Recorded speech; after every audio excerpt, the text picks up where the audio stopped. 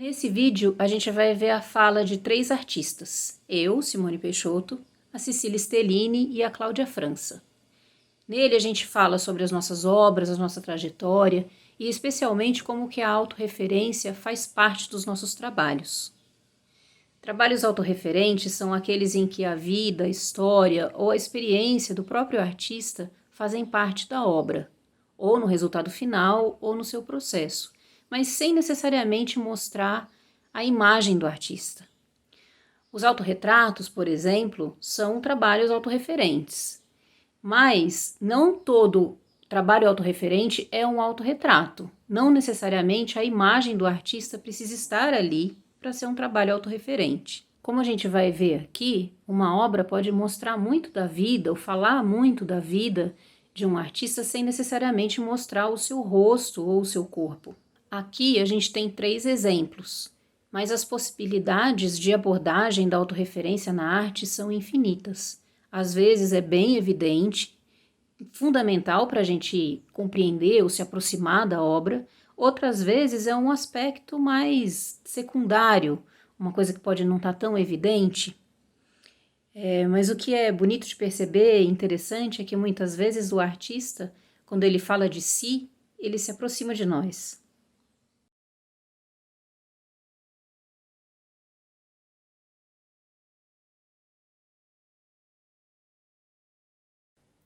Oi, meu nome é Simone Peixoto, eu sou artista visual e eu também sou educadora. Meu trabalho como artista sempre teve uma relação muito forte com aspectos da minha vida pessoal. Lá por 2007, eu comecei a olhar ao redor, casa, quarto, cozinha, e pensar em como as coisas que me cercam representam de forma tão verdadeira quem eu sou. Comecei a desenhar um pouco de tudo, cenas, objetos isolados, alguns carregados de memória e outros absolutamente banais. Era quase como se eu quisesse recriar a minha vida, meus ambientes em um outro espaço, um lugar mais onírico. Eu fiz muitos desenhos, sempre em tamanho natural e sobre tecido, alguns grandes e outros bem pequenos. Em 2013 eu fiz uma instalação que recriava, entre aspas, a minha casa. Eu levei uma cama e alguns móveis do meu quarto para a galeria.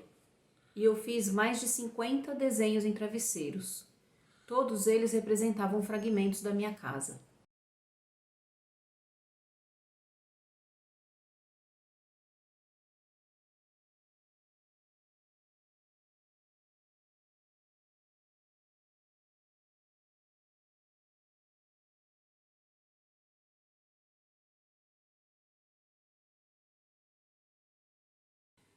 Com isso eu entendi que o assunto do meu trabalho era eu mesma, ou melhor, a minha experiência. Mas eu entendi uma coisa muito mais importante que isso. O que as pessoas viam naqueles desenhos dizia muito mais sobre elas mesmas do que sobre mim.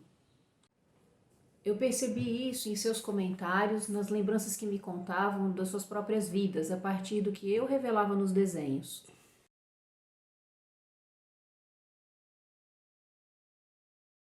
A forma como a gente conta da nossa experiência pode ser um espelho para qualquer outra pessoa. Então eu compreendi e assumi de vez que o que eu faço como artista sempre parte de uma memória ou de uma experiência pessoal, mesmo que isso não seja evidente. Agora eu vou falar de um trabalho que aparentemente não tem nada de autorreferente, mas tem e eu vou explicar. Em 2013 eu resolvi fazer uma grande xilogravura representando uma árvore em tamanho natural. Uma xilogravura é uma técnica em que o artista faz uma matriz em madeira que é entalhada e se transforma numa espécie de carimbo. O artista então pode imprimir várias vezes essa mesma imagem. Para essa árvore foram feitas 3 matrizes, de mais ou menos 2 metros cada uma. Desde o início, a ideia era imprimir em tecidos transparentes e instalar em outras árvores, ao ar livre, em praças, parques e jardins. Acontece que essa xilogravura é o retrato de uma árvore importante para mim. Ela fica em frente ao prédio do Instituto de Artes da Unicamp, onde eu estudei, entre idas e vindas, a graduação, o mestrado e o doutorado desde 1998 até 2020. Acho que foi em 2012 que, chegando lá, eu vi essa árvore, hoje com uns 15 metros.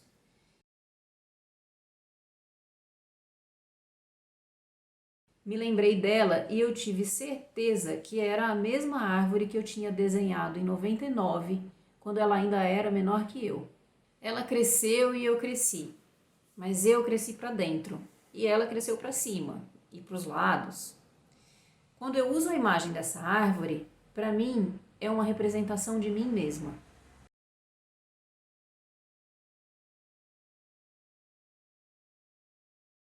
Só que nesse caso não é nada evidente e nem é necessário saber disso. O que não quer dizer que isso não seja importante para mim no processo de criação. Cada vez que eu coloco essa árvore em algum lugar, sou eu que estou lá.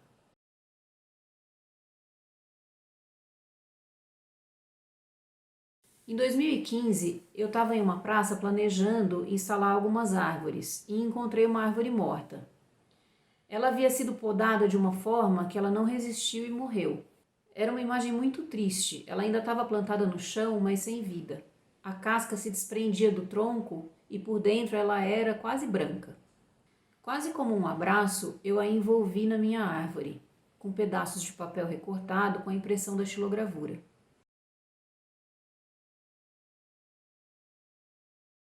Por alguns dias, ela teve uma vida nova. Eu a transformei e ela me transformou também. Hoje as plantas têm sido um grande ponto de interesse para mim. Às vezes como metáforas de vida, morte e renascimento, mas também como elementos de memória e de afeto. São bromélias, babosas, russélias, cipreste, espadas de São Jorge, plantas que têm a ver com as casas que eu morei, pessoas que eu conheci e lugares que eu visitei.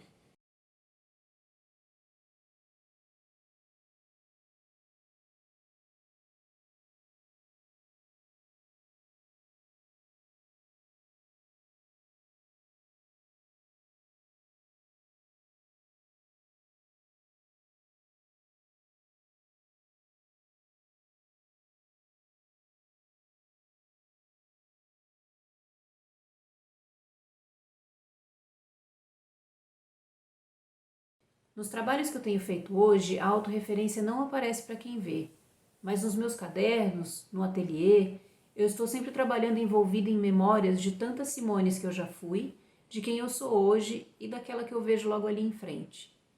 A autorreferência não é importante nos resultados, mas é tão fundamental para mim no processo de criação que eu acredito que, de alguma forma, é por aí, talvez pelas memórias, que meus trabalhos se comunicam com outras pessoas.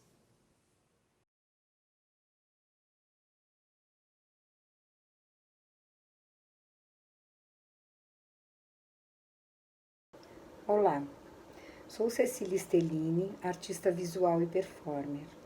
Vivo e trabalho em Campinas, onde gestiono o espaço de difusão de arte ATAL 609, lugar de investigações artísticas. Atuo na área experimental através de desenhos, livros de artista, construção de objetos e instalações, fotografias e vídeos, porém principalmente pela arte-ação, performances e intervenções. Voltando um pouco, ou muito atrás no tempo, durante o curso de artes, eu frequentei muito o ateliê de cerâmica. E por várias circunstâncias, familiares, filhos nascendo, quando eu me mudei para Campinas, eu segui trabalhando com cerâmica e com vidro. Em 1995, construí uma instalação intitulada A Nave. Construí alguns objetos em cerâmica, que até hoje estão no jardim do ateliê do Atal. Objetos amarelos, que na minha concepção são potes para conter grãos. Em 97, meu companheiro sofreu o primeiro infarto e foi submetido a um exame que se chama cintilografia. Essa imagem é a imagem que vocês estão vendo. é o resultado do exame, ao lado dos potes de cerâmica.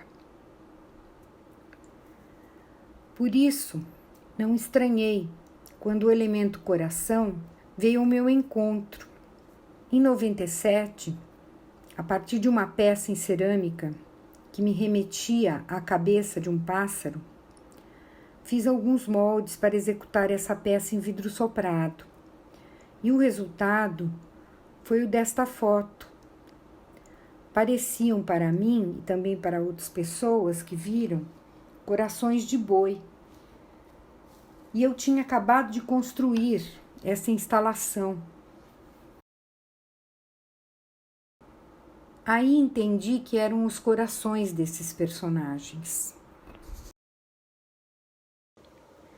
Entre metáforas e simulacros, o elemento coração foi me encontrando e, reforçado pela simbologia entre o sagrado e o profano, se estabeleceu na construção da minha poética. Como falar de amor, ou da falta dele, em várias instâncias, sem o auxílio desse elemento universal e tão utilizado? E a performance e as intervenções? Essas práticas se iniciaram em 2001, quando construí uma instalação trazendo à lembrança os tapetes religiosos realizados nas ocasiões de Corpus Christi ou da Semana Santa, e que eu ajudava a fazer em Indaiatuba, cidade onde morava. E acionei, fiz uma performance, interferindo e reconstruindo esses tapetes. Nessa instalação, fiz os tapetes com a colaboração de meu amigo Lázaro Diniz e performei com a colaboração da amiga Adriana da Conceição e de minha filha Mariana. Os tapetes se transformaram em intervenções urbanas, cada vez ocupando áreas específicas e sempre contando com a colaboração de muitas pessoas, inclusive alunos de escolas do bairro, como no projeto A Quadra. Depois de realizar muitos tapetes e cada vez maiores e com a participação de 80 a 100 pessoas, entendi que só a colaboração não era suficiente para estabelecer, de fato, o compartilhamento e também a ideia de autoria compartilhada. Sendo assim, em 2008, construímos a primeira versão do projeto Como Meca. Qualquer pessoa poderia participar. Os elementos para a construção do trabalho foram todos compartilhados. Cada participante construiu seu tapete individual e, no final, foi proposta uma ação coletiva. Nesta ocasião, contamos com a presença de mais de 60 pessoas. Esse projeto também foi realizado em outros países, em Buenos Aires e Quilmes, na Argentina, em Bucaramanga, Bogotá, Yanolaima, na Colômbia, e em Kirkland Lake, no Canadá. Ao mesmo tempo, seguia com as performances solo. Meu maior interesse nessas expressões artísticas se dá pela possibilidade de troca e compartilhamento de energias diretas e também na construção do próprio trabalho pela participação do outro. Sempre que doamos, compartilhamos sem segundas intenções, nos colocamos em uma situação de troca. E dessa forma, a minha produção é afetada pelo outro. Para mim, a arte não faz sentido se não houver compartilhamento. Meu trabalho começou a fazer sentido a partir da tomada de consciência de duas questões. A primeira, a certeza de que a arte é vida, e a outra da necessidade de compartilhamento e troca. Arte é vida. Se o trabalho não reflete a própria vida, em qualquer instância, ele fica sem alma, é fake. Bem, Pelo menos assim eu entendo e sinto. Troca e compartilhamento. Para mim, se não existe, então a obra não tem sentido. Quero citar aqui uma frase de Andrei Tarkovsky, que coloca em palavras o meu sentimento.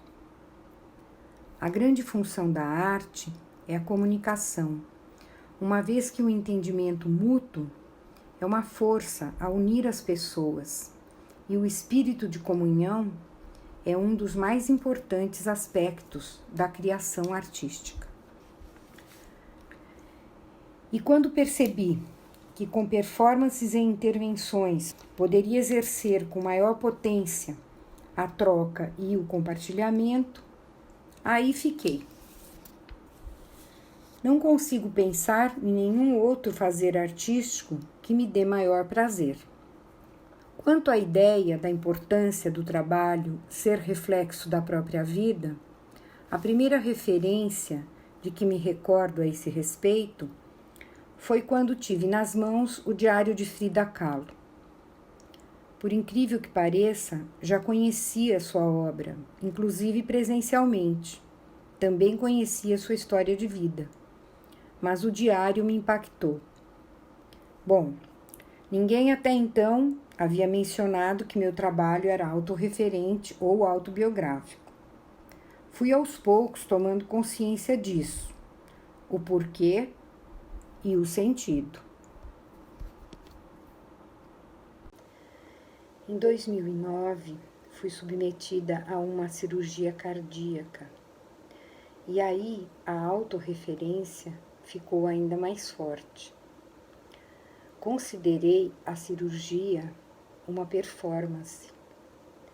Foi filmada por meu filho Rafael, que é médico, e passei a incorporar as imagens em algumas performances. Estes são objetos construídos por volta de 2003, antes da cirurgia, e que remetem a algumas imagens da cirurgia.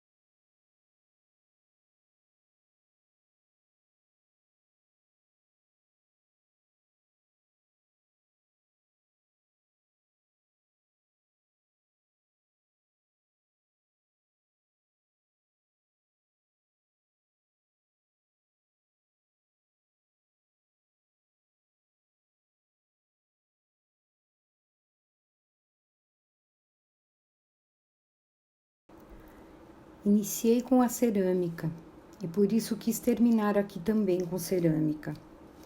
Com este objeto construído a partir do objeto resultante em uma performance, na qual utilizei um coração de porco e um peixe natural.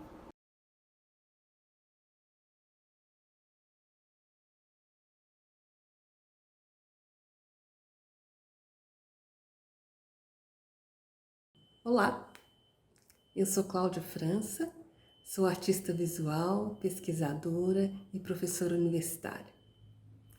O tema do meu trabalho nos últimos anos tem sido o tema principal, vamos dizer assim, né? Tem sido a domesticidade, compreendida como a relação entre o espaço físico em que uma casa se assenta, os objetos que a compõem e as relações harmônicas ou desarmônicas entre os indivíduos que habitam nela.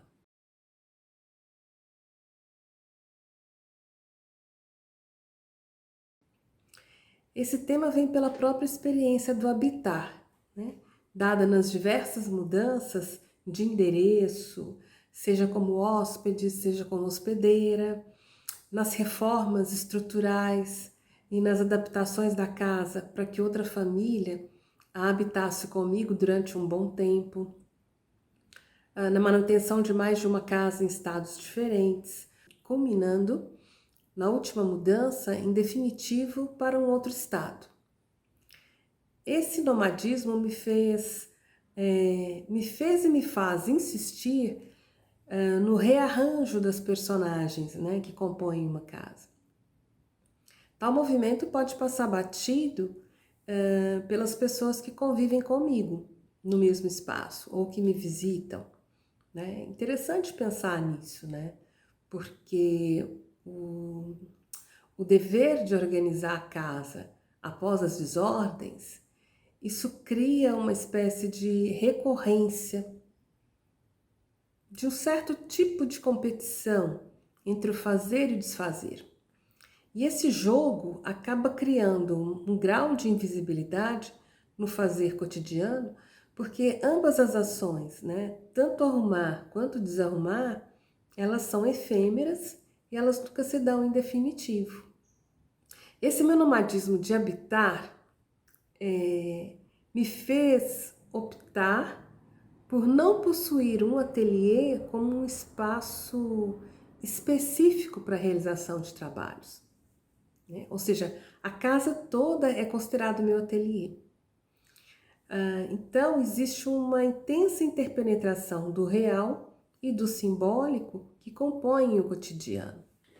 Eu uso objetos domésticos, como louças, talheres, móveis, roupas, subvertendo as suas funções e as suas posições originais.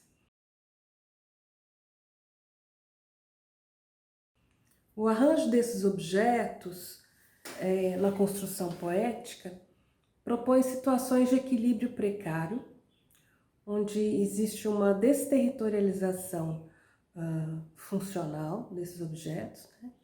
A iminência da queda deles e também da sua quebra. E essas características e posições dos elementos vão determinando a instabilidade de algumas composições, né? A fragilidade das louças, por exemplo, ela pode ser semelhante, ela pode ser análoga à fragilidade das relações humanas.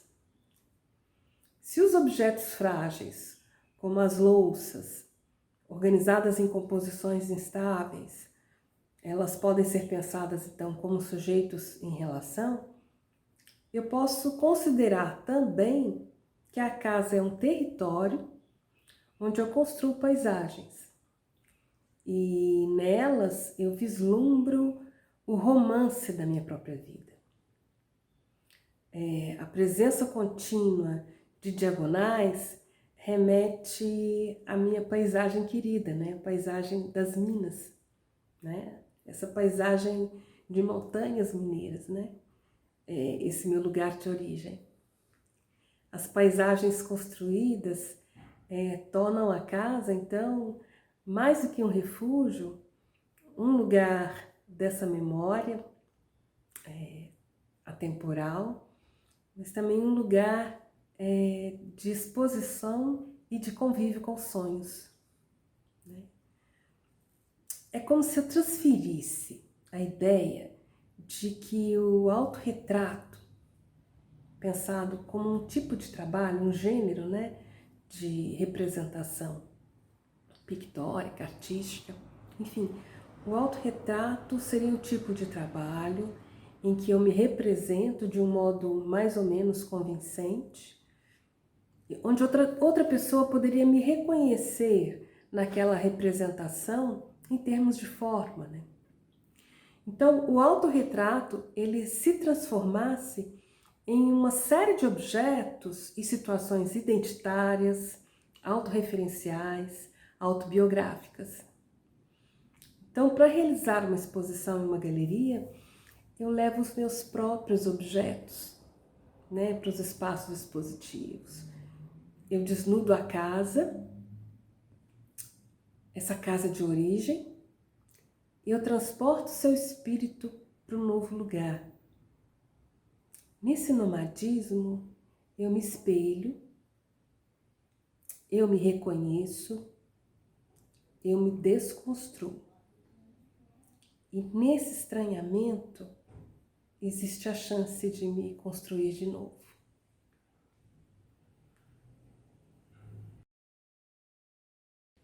Eu espero que o relato da nossa experiência e dos nossos processos tenham ajudado a perceber e compreender como que a autorreferência ela pode ser importante numa obra, como que ela pode aparecer de uma forma bem evidente, mas que às vezes ela também possa ser uma presença sutil ou alguma coisa que está dentro do processo. E com isso, eu quero reforçar uma coisa que eu disse no início, que existem infinitas e são inesgotáveis as possibilidades da autorreferência, né? Seja ela bem determinada e deliberadamente usada, ou seja ela um acontecimento do processo, né? Uma forma de se aproximar do seu fazer artístico para o artista. A ideia aqui não é esgotar as possibilidades ou falar de tudo que existe a respeito de autorreferência e todas as formas de abordagem, porque isso seria impossível. A ideia era mostrar 3 processos bem diferentes para que quem está assistindo o vídeo possa, inclusive, perceber isso em obras de outros artistas, né? Que às vezes aparecem de forma bem evidenciada e outras vezes são características mais secundárias, mas que também estão lá. E quem sabe até fazer com que quem está assistindo perceba esses processos no seu próprio trabalho. Eu queria também concluir dizendo que a autorreferência como abordagem, assim como o autorretrato como gênero, eles existem desde que a arte existe, né? A sua própria vida, a sua própria imagem, são coisas com as quais os artistas têm mais contato. Então é natural que apareça.